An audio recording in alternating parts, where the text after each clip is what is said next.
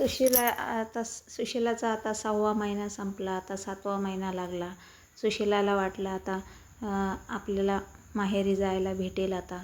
आणि तिचे आईवडीलही खुश होते की त्यांना म्हणजे 7व्या महिन्यातच न्यायचं होतं सुशिलाला. मग सुशिला खूप खुश होती. एक दिवस पायाला तिच्या जखम झाली, पण तिला ते धनुर्वाताचं इंजेक्शनही घेता नाही आलं. एक दिवस तर ती पूर्णपणे पायाने गेली, कारण तिला उठता बसता येतच नव्हतं. सासूबाई म्हणाले, रात्री तर छान होती, चांगलं जेवण केलं, चांगलं म्हणजे व्यवस्थित होती झोपेपर्यंत. सकाळी एकदम काय झालं तुझ्या पायाला? मग दवाखान्यात नेलं आणि पूर्ण काम करून घेतलं. दवाखान्यातून आल्यावर सुशिलाचे वडील आले घ्यायला. त्यावेळेस सासूबाईने सुशिलाच्या टाळाटाळ केली. नाही म्हणे, आम्हाला डोहाळे जेवण करायचं आहे, नंतर घेऊन जा.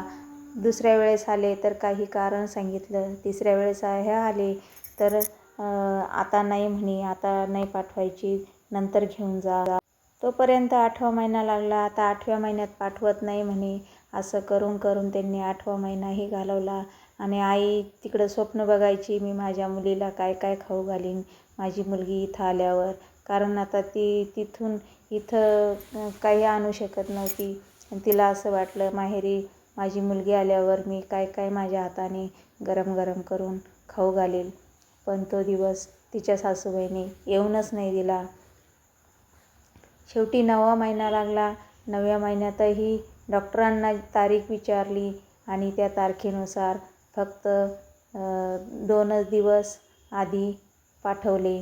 तिथं गेल्यावर काय झालं, तिच्या भावांनी कारण त्यावेळेस काही फोन वगैरे काहीच नव्हते, तर त्यांनी मजाक घेऊन बघितली. कारण तिथंही खेडेगाव होतं, लाईट नव्हती आणि तिचं लगेच 2 दिवस आधी थोडं थोडं दुखायलाही लागलं. आणि मग तिला असं वाटलं की काय करावं काय नाही, काही समजतही नव्हतं. वडिलांनाही काय त्रास द्यावा, काय सांगावं, आईला काय सांगावं हे कळत नव्हतं. आणि ती आपली ते दुखणं सहन करत राहिली. आणि काय झालं, तिच्या आईने संध्याकाळी ती म्हणे, आई सुशिला तुला काय खायचं? म्हणे, आई मला काय नको, मला फक्त तिखट असा साबुदाणा कर. तर आईने तिला साबुदाणा केला आणि ती अशी चापडत चापडत खात होती. तर तिच्या भावाने तिच्या पुढचं ताट उचलून घेतलं आणि ती अशी हात करू करू बघू लागली. तेव्हा आईच्या डोळ्यात पाणी. ती म्हणायला लागली, खरंच माझ्या मुलीला दिसत नव्हतं. कशी ती जेवली असेल, कसे काम केले असेल. आईच्या वेदना वेगळ्याच असतात. मग ती आई तिच्या भावाला म्हणाली, नको ना रे असं करू, 2 दिवस आलं लेकरू, तर का बरं चेष्टा करतो तिची. 2 दिवसांनी सुशिलाची डिलिव्हरी झाली. सुशिला खूप खुश होती आणि तिचे आईवडीलही खूप खुश होते. कारण सुशिलाची डिलिव्हरी सुखरूप झाली आणि बाळही सुखरूप होतं. सुशिलाला मुलगी झाली. खूप आनंदी होते. तिचा भाऊ म्हणाला, मी आता जाणार जिलेबी घेऊन. त्याला वाटलं सगळे खूप खुश असतील. खुश असायला ते पहिलेच खुश नव्हते. त्यांच्या तोंडावर सदा 12 वाजलेले असायचे आणि ते काय खुश राहणार. त्यांनी फक्त जिलेबी घेतली, साधा चहासुद्धा पाजला नाही आणि तिच्या भावाला पाठवूनही दिलं घरी. सुशिलाची डिलिव्हरी होऊन 5 दिवस झाले. तिच्या रातआंधळ्या गायबही झाल्या.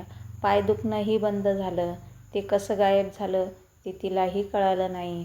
आणि आता सुशिला खूप खुश आहे, कारण मुलीमध्ये ती खूप आनंदी दिसत आहे आणि आनंदी होती ती.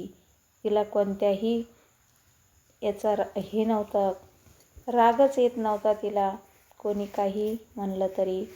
मग काय झालं पुढे तिच्या मुलीला कोणीच बघायला आले नाही. कशी वाटली सुशिलाची कहाणी तुम्हाला? कमेंटमध्ये नक्की सांगा.